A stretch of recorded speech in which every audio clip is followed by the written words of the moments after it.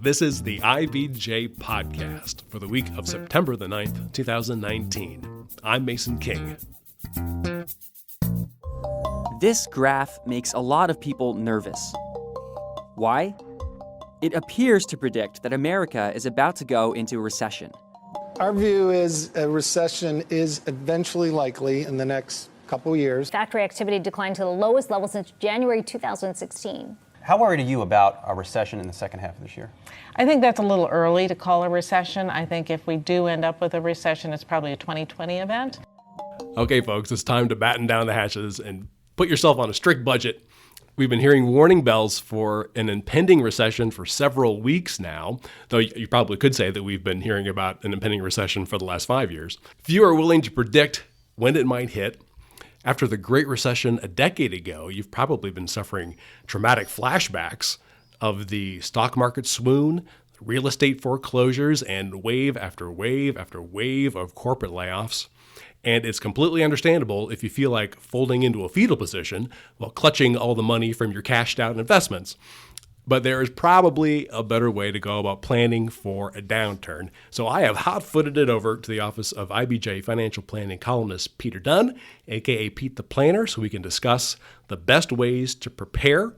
Pete, thank you so much for helping today. My pleasure. We have MREs ready here in case we need.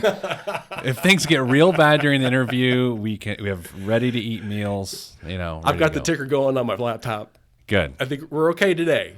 It's so weird how you can go one day feeling like things are good, like things went well at work today. And then the next day you're like, I think the economy is crashing.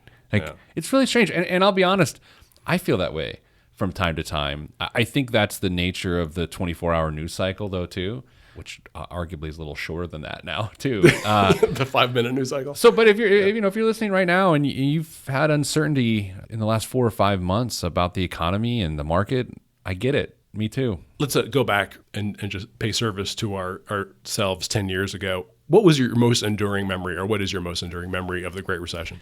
October 2008.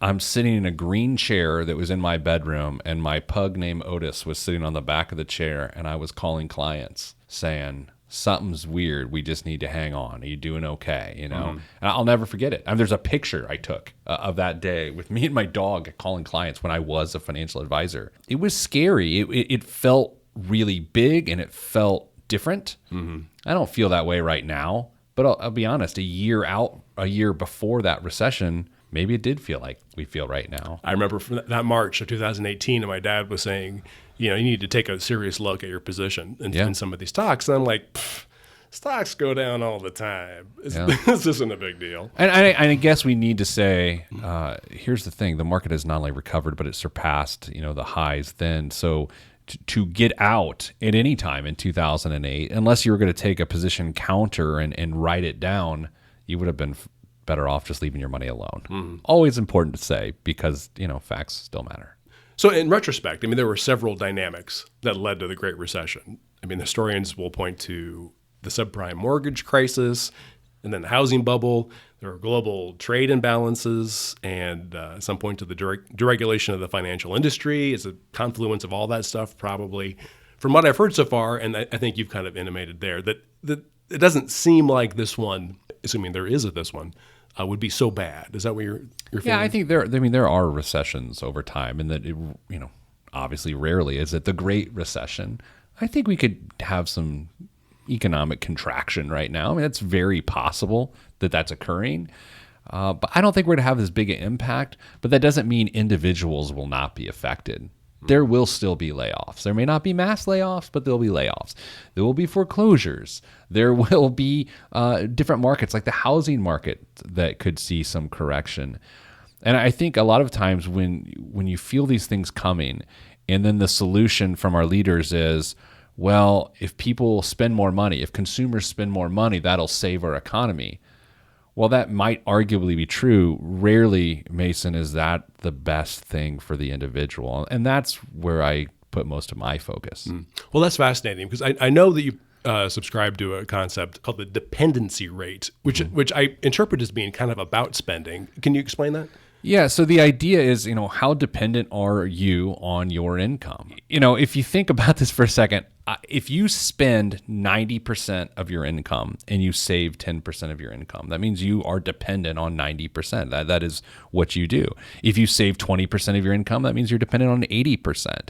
The higher your dependency income, like if you spend what you make consistently and you set very little aside, that's bad in a recession, because when you need to adjust your habits, it's hard to do because your habits are formed over years. It's like with retirement. A lot of times people will have very, free-spirited spending habits throughout their careers, and then they get to retirement and they think, I'll start budgeting now. Man, it doesn't work that way. For 4 decades, you haven't been budgeting. You've just been spending what you make. You can't just do it overnight. The same way with a recession. You need to practice living on less right now before it gets bad. I'm not trying to alarm people, right? But it's just practical. It's, maybe you're not going to get that overtime that you're used to. Maybe that year-end bonus that you've come to depend on, whether you know it or not, maybe it's not going to be there. My family, I think our dependency rate has got to be like 98%. Sure. But that does not include the money that is automatically stashed like in a 401k. So that's like 14% of my income. Yeah, here's what's tough about that though, right? So you think, okay, well, it really got bad. I could stop contributing to my 401k and we could deal with that, which also happens to be the worst decision you could possibly make, right? Because you would be buying at lows, which is the smartest thing you can do, right? If the market is crashing, economy and the stock market, the best thing you can do is invest more in the market, because theoretically, when it climbs again, you will have made great gains. And that's what's so tough, right? I mean, that's the odd lot theory in general, is that when people are running one way, the best choice often is to run in the other direction. So if I'm at 95, 98 right now, Yeah. and I say, well, okay, I'm not going to stop giving money in my 401k or putting in whatever retirement accounts I have, where is my target? Where should I try to get down to? It really depends on your compensation structure, right? There's 3 things to consider. Number 1, is anyone in your household susceptible to a layoff? Is anyone, you look at your industry, you look at your position within the company, and you say, all right, am I upper middle management, right? Are you, expendable? And by the way, this isn't only about preparing yourself financially with your household finances. This is maybe about taking a look at your career a little differently and how you position yourself in the workplace. You're too expensive to lose. You're too expensive to replace. That's an important lesson here. Then the other things, Mason, again, does a lot of your income come from overtime? Within our manufacturing clients, we see that a lot. When there's going to be a slowdown, we start to help them with messaging of like, okay, let's make sure you didn't budget and purchase your home or your truck or whatever around this expanded income, which is overtime. And then maybe in the white collar sector, you look at bonuses and incentive pay. I have people that have told me that, 50% of my income is from bonus and incentive pay. That's interesting, and it sounds real great during thriving times. But Mason, when people start getting a little sweaty, a little panicky, a little red-faced, that 50% of incentive pay is horrific. Let's say that I'm me. I don't have incentive pay. Sure. Pretty much a straight salary guy. If I shoot for 80 instead of 95, is that healthy? Absolutely. But the fair and important question is, where does that come from? Like, what are you cutting? Right. I'm not asking you to be, cut your cable, just watch broadcast TV. That's not what we're saying necessarily. Although it is always an interesting time to see what you consider to be a necessity. I think over the last 20 to 30 years, what we consider to be necessities are much different than maybe what the previous generation did. Yeah. What do you counsel when people say, I don't know where this money is going to come from? There got to be like 5 or 6 different places where they tend to start eliminating things. Yeah, it's a pick your poison situation, right? So there's the newfangled technology costs that people just accept as that's what it is. Oh, we pay $100 for internet, pay $100 for a satellite, we pay $200 a month for cell phone data plan. It's $400 consuming media, and that doesn't even include your IBJ subscription, right? Which is very affordable. And right? It's worth the money. It's just an afterthought, so that'll get cut. So that's one aspect, right? It's like, what sort of media do I consume, and how expensive is that? Number 2 is consumption of food, and no one likes hearing that. I don't like saying it. Oh, you dine out too much, or not even that. You just spend too much at the grocery store. Mason, I remember I knew this family that had 2 adults and 2 young girls. I probably were like 4 and 1. They spent $1,400 a month at the grocery store. And I remember talking to this about it. This was back when I was a financial advisor. And they're like, well, we like to eat healthy and organic and all these sorts of things. And they're like, and we can afford to do it. And I kept thinking, well, no, you can't. That actually doesn't make any sense. I'm all about putting the right things in your body, but that doesn't make sense. And I think many of us look at our consumption habits and we think it makes sense. But that doesn't make any sense. I'm not going to tell people how much they should spend on food other than to say it should be below 12% of your income. I'm going to insert myself into this just for a second. I, within the last 5 months, decided that I was spending too much money just literally on snacks. Yeah. I just would get hungry at work. I would run out and suddenly I've got a $6 panini from somewhere. And I was doing it consistently. And I was like, wait a second, how much could I save if I stopped doing this?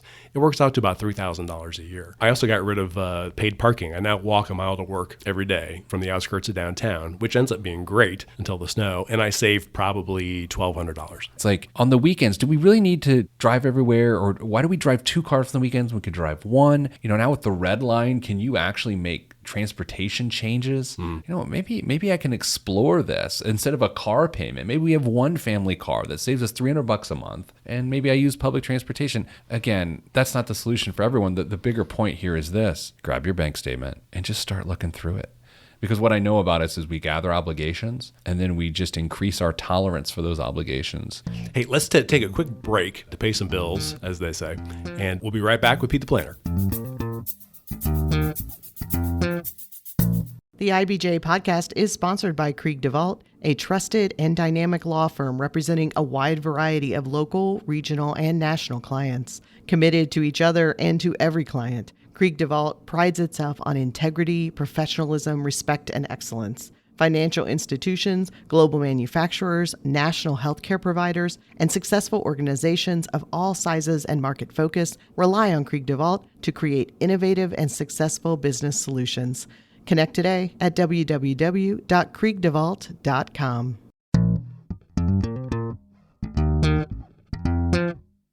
Okay, we're back with the IBJ podcast. I'm with Pete the Planner. We're talking about how to prepare for a recession. So once I'm done looking at my bank statement, I'm looking at my portfolio. I think, the financial press would like you to believe that there is a way to recession-proof your investments. Tell me about that. I think if you're within 5 to 10 years of retirement, the answer is different than for the rest of the population. Yeah. So let's separate them. If you are not within 5 to 10 years of retirement, it is my opinion, my expert opinion, that you really should do nothing. If you are in an appropriate portfolio, you should just stay the course. And a good financial advisor will generally tell you that. Some financial advisors, investment advisors specifically, will say, you know what, let's take advantage of the downward momentum here. When I was a financial advisor, that really wasn't my thing. And as just an individual investor now, as a consumer, I don't think that way either. I'd rather just play the law of averages. Now, if you're within 5 to 10 years of retirement, it's a little bit different. Especially, let's say, and this is actually what scares me. You walked into your boss's office in April of 2019 and you said, June, her name's June, I'm role playing. June, I'm shutting it down at the end of this year. December 31st, I'm retiring. I just want to let you know, give you plenty of notice to replace me. You make that decision in April, and then come December, let's say we're in a depressed market, and the assets that you were going to tap to create an income stream have been exposed to what we call sequence of return risk, which is to say, when you go to draw on them, they start with a down instead of an up. And Mason, that is a scary situation if your portfolio is not in the right place. And this is so dramatic, and I hate it. You've actually ruined your retirement. It's horrible. I say it and I'm like, man, that seems a little alarmist. No, it's real. It's real. Let's say you stayed invested too much in equities and you took a 15, 20% hit and you've committed to retirement and that's your source of retirement income. So now you need to pull a higher percentage of income to get the income you need to survive on a depressed portfolio. It's brutal. When you do a search on the internet and say preparing for recession, you get some results that say, oh, you need to get into bonds and dividend-paying stocks, which sounds logical. Is that good advice? It may be good advice. I don't particularly subscribe to it. I mean, I think about my own investments. I already have a balanced portfolio, right? That consists of bonds and stocks, and I don't really care to take income on my investments. When you talk about dividend-paying stocks, you're talking about taking income, right? I don't care about that. I care about long-term growth. So that's why we separate into 2 groups. We say that people 5 to 10 years out and that people aren't. But I mean, even if you are 5 to 10 years out, it's not unheard of to have a 60% stock, 40% bond portfolio, which is in itself a balanced approach. This is also why I think anyone who's 5 years out from retirement, if they've not had a discussion with an investment advisor, they're in trouble, because you should at this point in time talk to someone, not necessarily about selling all your stuff and getting into protection style products, but really just so you can state and establish your strategy so you have something to stick to when times get hard. If you don't have a strategy and you get stressed when you listen to the radio or listen to a podcast or whatever, of course you're going to make a change because there's no plan.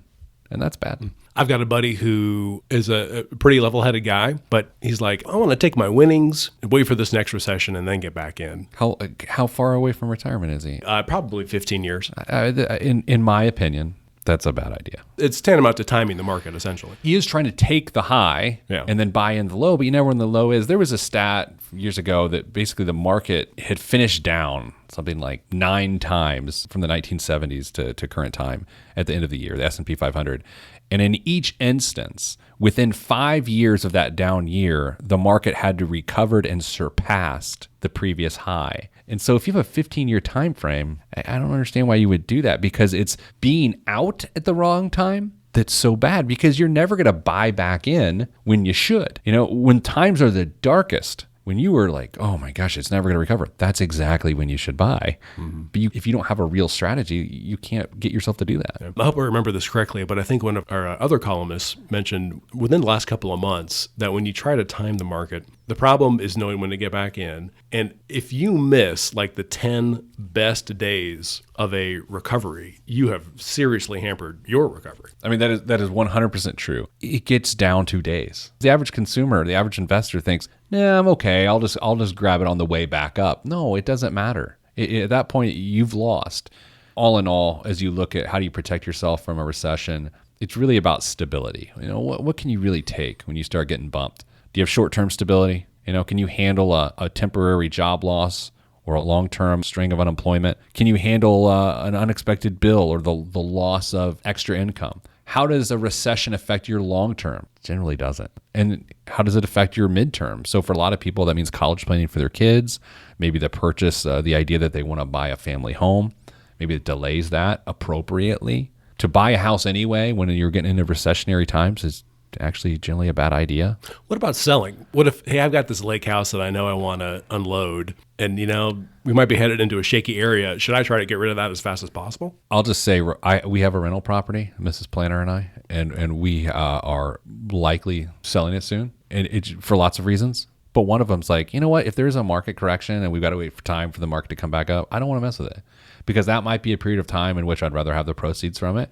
So that's not like I'm not a real estate expert at all, but you asked me the question, and the best way I know how to answer is what I would personally do and what I am personally doing. Now you mentioned, I thought you were about ready to head into the spiel about emergency savings. Sure. Now, if we're doing things right, even in a good market or a good time, we have 3 to 6 months of our income saved. When we're headed into recession, should we be thinking more in terms of 1 year, 2 years? Yes, but who can do that? We really try to give realistic advice and guidance. Telling someone to have 1 year savings heading into recession is just silly because it's not realistic.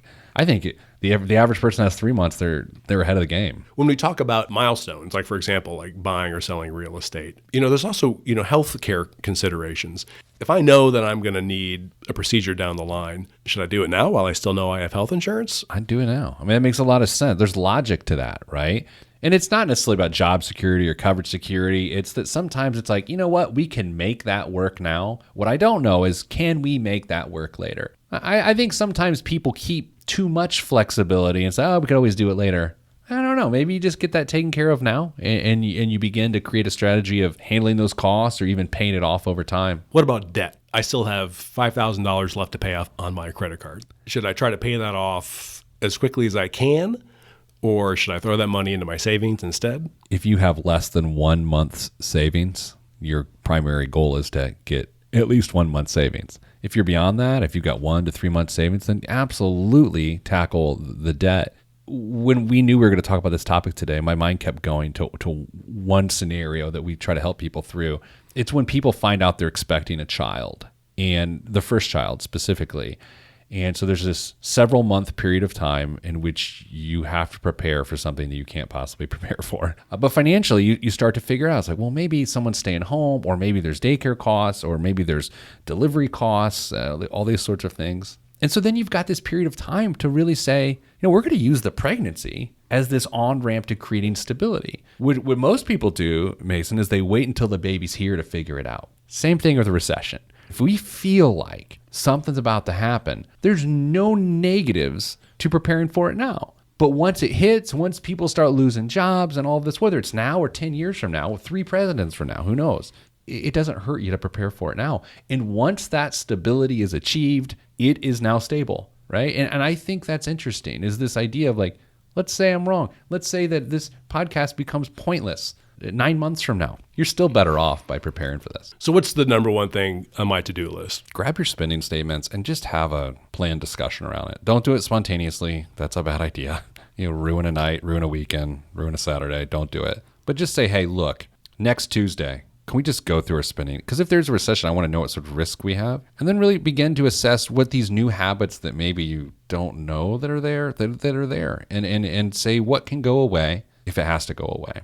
I think doing that every 6 months, every year is really important. I mean, I looked at my own spending statements here recently, and I formed a couple weird habits, obligations, of things that, like you said, the snacks, the $6 snacks, and they sort of sneak up on you because in the moment, it's an isolated decision. I think you can make $6 work, but $6 a day, every day, that doesn't work. Brilliant. I'm going to do it next Tuesday. Next Tuesday. Man, springing a money conversation on your significant other, especially even when it's as important as this, is just the dumbest thing you can do. Like if you listen to this podcast, you're like, man, this is great.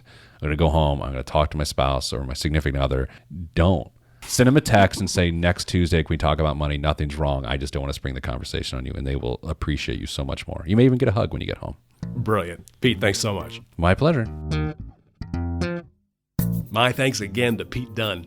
Hey, before you get on with the rest of your week, I wanted to draw your attention to a few stories in this week's edition of IBJ. The medication Taltz has been found to treat several maladies and is certainly helping Eli Lilly and Company solve the problem of how to replace the sales from some of its older medicines. John Russell reports that Taltz is on course to reach blockbuster status, which we equate to $1 billion in annual sales. And also in this week's issue, Sam Quinn examines the fight between the residents of one of Carmel's oldest neighborhoods and a group proposing a 4-unit townhouse by its main entry. And their concern isn't just the project itself, but whether it will lead to more redevelopment that eliminates affordable housing and detracts from the charm of the neighborhood. And you also want to check out our arts and entertainment season preview with its events calendar and stories about new developments at Fonseca Theater, Newfields, and Carmel Center for Performing Arts. Find it all in a copy of IBJ you have delivered to your home or office, as well as online at ibj.com. And remember, for full and unfettered access to all of IBJ's award-winning business content, just hit that subscribe button. Thanks again for making time for the IBJ podcast, which is edited by Leslie Weidenbender. I'm Mason King, and we'll be back again next week.